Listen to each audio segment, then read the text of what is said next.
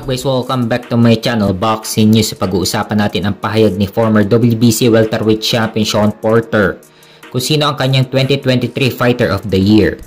So pahayag ni Shawn Porter na pabor siya kay undisputed super bantamweight champion Naoya Inoue dahil sa aktibidad ni Inoue sa ibabaw ng ring.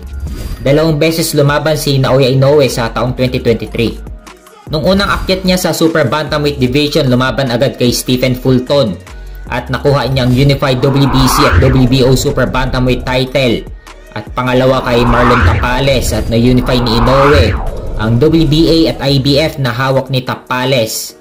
At naging ganap na undisputed champion si Naoya Inoue sa Super Bantamweight division. Samantalang si Unified Welterweight champion Terence Crawford isang beses lang lumaban sa taong 2023 at tinalo niya si Errol Spence at nakuha niya ang 3 titulong hawak ni Spence.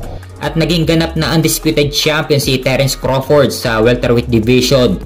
So pabor ba kayo mga tol sa pahayag ni Shawn Porter?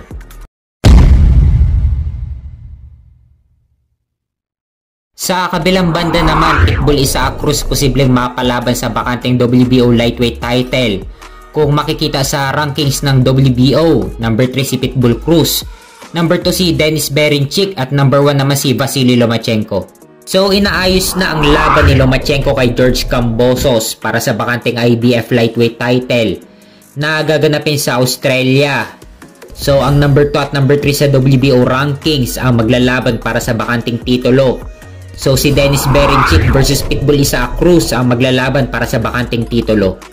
Pagkakataon na ni Pitbull Cruz na maging champion sa 135 pounds.